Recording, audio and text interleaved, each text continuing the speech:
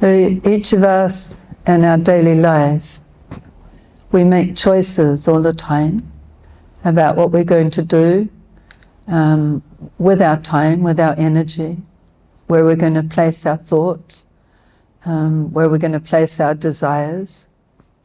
And what comes into our senses will influence those choices that we make.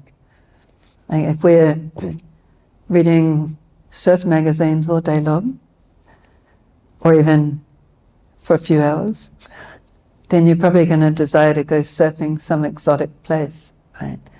If you're looking at, home and garden or something like that, you're going to think about creating some beautiful garden.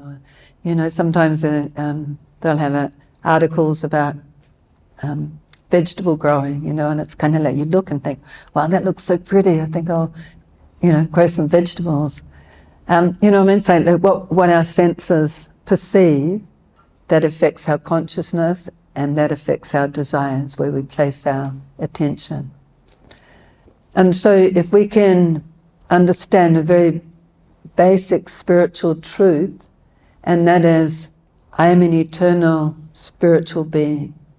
This body is like a suit of clothes, but I'm the living being within this body. And I want happiness. I need happiness. The soul needs relationships, needs happiness, needs love, needs purpose. And so when we're covered by this material body and covered by a materially molded mind, then we're going to think that I will find my happiness, my purpose, my fulfillment in things in this world. So, if I get the perfect garden, or if I, maybe you follow people on Instagram or Facebook that have something that you think looks really good or really exciting, or something that, you think, if I had that, then I would be happy. And so without this fundamental understanding that I'm a spiritual being, then we're always going to get caught into thinking, if I have something in this world, some achievement in this world, then I will find fulfillment and happiness. And what we experience is it never quite satisfies us, so we're always looking for something else. Maybe if I just do this, or if I do that, or, there's always going to be this hankering. And so in the great spiritual texts, like the Bhagavad-gita, Krishna gives us advice. It's like a handbook for us, those of us who are in the material world. If you want to actually find real purpose and real meaning and happiness, then here's the book to follow, here's the instructions to follow. And Krishna won't lead us astray, because he is the Supreme Person, and we're all part and parcel of Krishna. We're all part of God. We're not the Supreme Soul, that's obvious. We'd change the weather if we could. I'm sure we'd probably change lots of things in our lives if we could. We definitely wouldn't get, headaches and flus and sore throats and stub our toe and, end up outside in the rain when you've left work and you didn't bring an umbrella. There's so many stop lights, traffic lights, cars break down, whatever, there's innumerable examples to show us that we're not God, right? But we are a spiritual being, and we're part and parcel of God. And in the Bhagavad-gita, Arjuna asks Krishna, what is the best process? What is the best process of meditation? And Krishna described, he said, meditation on the impersonal Brahman, or the impersonal effulgence. Like, there's an effulgence that comes from light, right? There's an effulgence that comes from a person, and there's an effulgence that comes from the Supreme Person, that is the ultimate effulgence. And so Arjuna asked, if I meditate on that, will I be happy? Or if I meditate on you, the Supreme Person, will that bring me greater happiness? And Krishna described that the person who meditates on the Supreme Personality of Godhead in his personal form, that person is more perfect in their meditation. If we meditate on an ocean of light, if we think, we realize I'm not going to find complete fulfillment in this world, and we understand there's some spiritual paths, maybe I will follow this path that leads me to this impersonal light, that I will become everything, I'll become nothing, I will just cease existing, and that way I will find happiness or peace. And the other path is meditating upon the Supreme Person. And because we are persons, when we meditate upon the Supreme Person, whom we're part of, then that meditation will give us the joy, the peace, the satisfaction, the happiness, the purpose, the meaning in our life that we seek. And so many great spiritual personalities have come and taught the same message. People like Lord Jesus taught the same message: love God and love others like you would, as a second commandment, and love others as much as you care about yourself. And Krishna teaches, if you love God, love the Supreme Person with all your heart, then that will actually satisfy you. So when we're going throughout our journey through life, and our mind is always full of desires going, this, that, try this, or we're feeling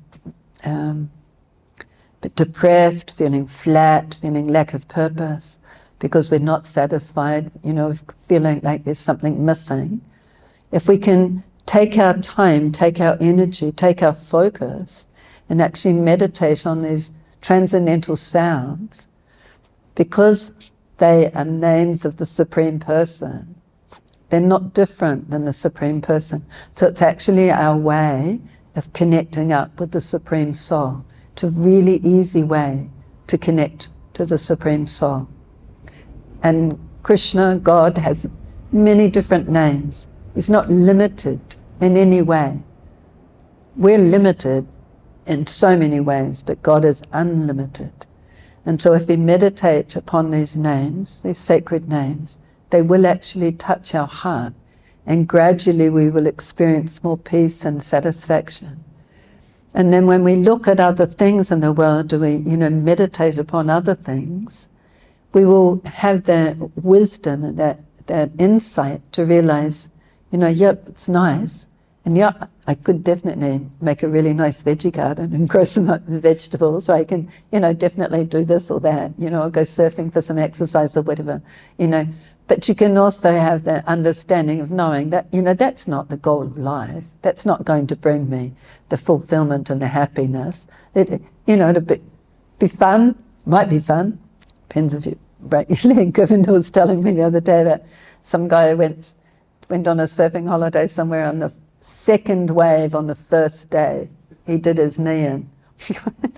And so he spent the rest of the time with his leg up, out of the water, So, but there's all sorts of happiness to be found in this world, but it's small and it doesn't completely satisfy us. So we always have this yearning, this desire, and when this yearning or desire fulfillment we don't get it, then we can, some of the responses or reactions can be anger, frustration, depression, anxiety, anxiety that I haven't got what I want, depression that I haven't got what I want, it's like anger, I haven't got what I want. There's all different degrees and different ways that we respond to not feeling satisfied. But the reason we don't feel satisfied is because we're not taking care of our spiritual needs. And so whenever you feel any sort of discontent, we can take it back and remember, oh, that's right, I'm a spirit soul. I can't expect to find that in this world. I can expect to find it in the spiritual dimension, in the names of the Supreme Person. And so we can't meditate on nothing. We've never experienced nothing. We can't meditate on an ocean of light because we've never experienced it. We're a person. We want activity. We want relationships. We want love. Merging into a light. It's like a moth, they just, you go into a fire or a light, and they're just so attracted to it, but, they get sizzled really easily, and it doesn't bring them the happiness. It definitely doesn't bring them the happiness they were looking for. So it's in a relationship, a spiritual relationship is what will do it. And the easy way is meditating on transcendental sound, not on trying to just blank our mind and try not to think of anything, or that it's not going to work. Our mind is active by nature. The soul is active by nature. And so meditating on transcendental sound, in the Vedas it teaches this is the easiest process for self-realization. It's the easiest process to achieve total, perfect happiness.